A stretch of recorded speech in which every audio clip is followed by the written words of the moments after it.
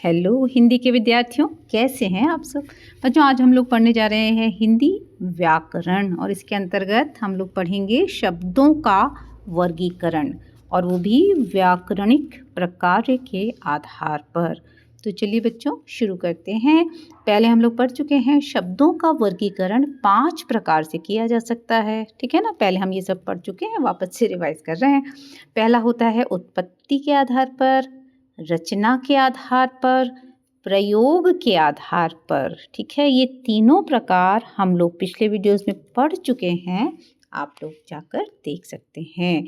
आज हम लोग पढ़ने जा रहे हैं चौथा वर्गीकरण, जो है व्याकरणिक प्रकार के आधार पर, ठीक है। तो चलिए शुरू करते हैं।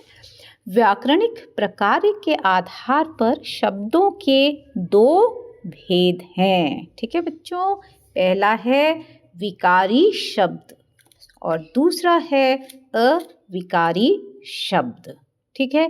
अभी जब हम लोग इसे समझते हैं ना, ध्यान से सुनिए, तो अभी सब इजीली समझ में आ जाएगा। पहला है विकारी शब्द। अब ध्यान से सुनिए, जिन शब्दों में लिंग समझते हैं ना बच्चों, स्त्रीलिंग, पुल्लिंग, वचन यानी कि एक वचन, द्विवचन, बहुवचन, है ना। काल यानी कि मैंने पहले भी बताया था बच्चों, भूतकाल जो काम हो चुका, भविष्य काल, वर्तमान काल, है ना।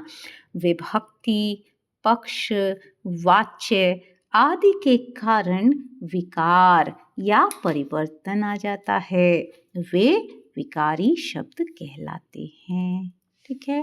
संज्ञा, सर्वनाम, विशेषण तथा क्रिया विकारी शब्द हैं। वाक्य में प्रयोग होते समय ये अपना रूप बदल लेते हैं, ठीक है। जब हम वाक्य में प्रयोग करते हैं विकारी शब्दों का, तो वो वाक्य के अनुसार परिवर्तित हो जाते हैं, कभी लिंग के अनुसार, कभी वचन के अनुसार, कभी काल के अनुसार, ठीक है। जैसे देखिए, जैसे लड़का एक शब्द है, ठीक है, लेकिन क्या होगा जब हम इसको बहुवचन में लिखेंगे तो क्या बन जाएगा, लड़के या लड़कों, ठीक है। जब इसको लिंग परिवर्तित करेंगे तो बन जाएगा लड़की, है ना। तो इस तरह से इसमें परिवर्तन हो जाएगा। विकारी शब्द लिंग, वचन, काल, विभक्ति, पक्ष, वाच्य आदि के कारण परिवर्तित हो जाते हैं, ठीक है बच्चों। समझ में आया, विकारी शब्द परिवर्तित हो जाते हैं, इस बात को याद रखिएगा। हिंदी में विकारी शब्दों के निम्नलिखित 4 भेद हैं, ठीक है। 4 प्रकार के विकारी शब्द होते हैं। पहला है संज्ञा, दूसरा सर्वनाम, तीसरा विशेषण और क्रिया, ठीक है। मोटा मोटा आप इन सब के बारे में थोड़ा थोड़ा जानते हैं। संज्ञा किसी वस्तु, व्यक्ति, स्थान या भाव के नाम को संज्ञा कहते हैं। सर्वनाम जो होते हैं संज्ञा के स्थान पर प्रयुक्त होने वाले शब्दों को सर्वनाम कहते हैं। विशेषण जो शब्द संज्ञा या सर्वनाम की विशेषता बताते हैं उन्हें विशेषण कहते हैं। और कार्य को सूचित करने वाले जो शब्द होते हैं उन्हें हम क्रिया कहते हैं। तो बच्चों, अभी इन विकारी शब्दों के जो भेद हैं इनको अलग से वीडियो में हमने डिटेल में खूब अच्छे से पढ़ा हुआ है और आगे भी पढ़ेंगे जो रह गया होगा। तो अभी तो हम केवल इनका नाम समझ रहे हैं।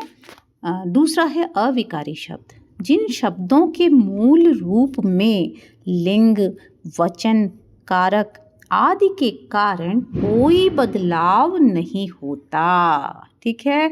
तो अविकारी क्या हो गए, विकारी का जस्ट ऑपोजिट हो गया बच्चों। विकारी शब्द में बदलाव होता है और अविकारी शब्दों में बदलाव नहीं होता, चाहे तो लिंग कुछ भी हो, वचन कुछ भी हो, कारक कुछ भी हो, अविकारी शब्द में कभी भी बदलाव नहीं होगा। ये हमेशा ही वाक्य में अपने मौलिक रूप में प्रयुक्त होते हैं, ठीक है। मौलिक रूप मतलब जैसा वो अविकारी शब्द है ना, वो वैसा ही रहेगा, चेंज नहीं होगा। ऐसे शब्द अविकारी शब्द कहलाते हैं, ठीक है। अब एक और महत्वपूर्ण बात देखिए, सुनिए ध्यान से, है ना। अव्यय और अविकारी शब्द, कभी कभी बच्चों आप लोग को ये कन्फ्यूजन हो जाता है, भाई अव्यय क्या है। कुछ बच्चे पूछते हैं कि अव्यय क्या होता है मैम, है ना। तो बच्चों अव्यय और अविकारी शब्द एक ही हैं, है ना। मज़ा आया ना ये बात जान के। अच्छा तो फिर फटाफट से चैनल को सब्सक्राइब कर दीजिए बच्चों। जिन्होंने भी अभी तक चैनल को सब्सक्राइब नहीं किया है ना, उसको कर दीजिए ना, और अपने दोस्तों को शेयर भी कर दीजिए और मुझे कमेंट करके भी बताइए कि आपको समझ में आ रहा है कि नहीं। ठीक है, तो अव्यय और अविकारी शब्द जो हैं ये दो नाम हैं पर ये एक ही हैं, इनमें कोई अंतर नहीं है। अविकारी शब्द वे होते हैं जिनमें लिंग, वचन, कारक या काल के कारण कोई बदलाव या विकार, है ना, विकार जो है एक तरह से बदलाव के लिए शब्द इस्तेमाल होता है। तो अविकार मतलब विकार नहीं है, बदलाव नहीं है, तो कोई बदलाव या विकार नहीं आता और इसी कारण से इन्हें अव्यय भी कहते हैं। अव्यय अ और व्यय जोड़ के बना, यानी कि जिसका अर्थ है जिसका कुछ भी व्यय ना हुआ हो, खर्च ना हुआ हो, यानी कि बदलाव ना हुआ हो। ठीक है, वो पूरा का पूरा वैसा ही शब्द हो, उसमें से कुछ भी कम ना हो, तो जैसा शब्द रहेगा वैसा ही रह जाएगा, तो इसका मतलब वो बदला नहीं है। तो ये शब्द जो हैं हमेशा अपने मूल रूप में रहते हैं। ठीक है, अगर हम खर्च नहीं करेंगे तो क्या होगा, हमारे पास 10 रुपये का नोट है, अगर हम खर्च नहीं करेंगे तो वो हमेशा ही 10 रुपये का रहेगा ना बच्चों। अगर हम थोड़ा बहुत खर्च कर देंगे तो उसमें से कम हो जाएगा, उसका रूप बदल जाएगा, वो 7 रुपये, 8 रुपये, 9 रुपये, 5 रुपये बचेंगे। लेकिन अगर खर्च नहीं होगा तो वो 10 ही रुपये रहेगा ना। इस तरह से समझिए कि अव्यय का अर्थ है कि जिसका कुछ भी व्यय ना हुआ हो, खर्च ना हुआ हो, और ये हमेशा अपने मूल रूप में रहते हैं। ठीक है, चलिए आगे देखते हैं बच्चों। मुख्य बिंदु समझ लेते हैं एक बार और से कि अविकारी जिन शब्दों में कोई विकार या परिवर्तन न हो। ठीक है, और अव्यय वे शब्द जिनका रूप नहीं बदलता, है ना। अ प्लस व्यय जिसमें व्यय ना हो, तो ये दोनों क्या हो गए ना एक ही।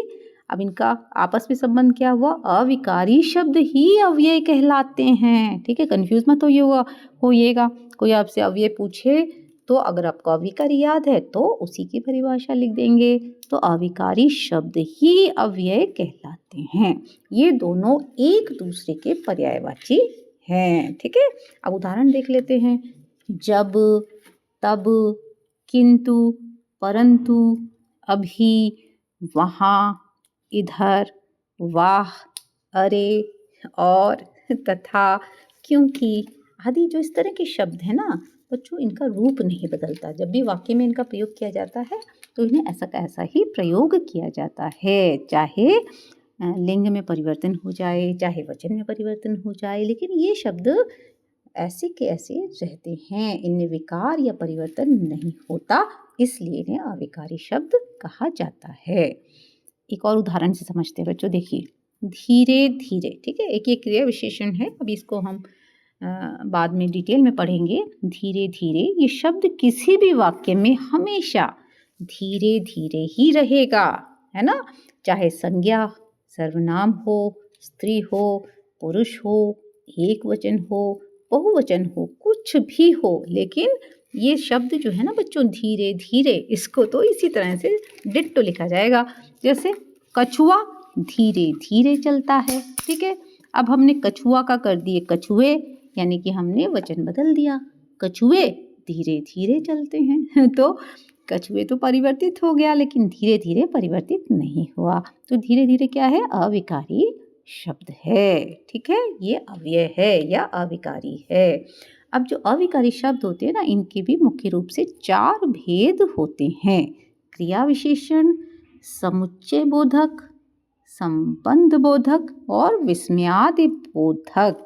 अब इन सबको आगे हम लोग अगले वीडियोस में डिटेल में बिल्कुल अच्छे से खूब सारे एग्जाम्पल्स के साथ पढ़ेंगे। ठीक है बच्चों, तो आशा करती हूँ कि आपको आज ये समझ में आ गया कि विकारी और अविकारी क्या होते हैं, और समझ में आ गया है तो चैनल को सब्सक्राइब तो करिएगा ज़रूर से ज़रूर। ठीक है, और अपने दोस्तों के बीच में शेयर करिए और इसी तरह से देखते रहिए, सुनते रहिए learn Hindi with Anju ma'am में। अगले वीडियो में बच्चों आपसे फिर मिलेंगे, तब तक के लिए जय भारत, जय हिंद।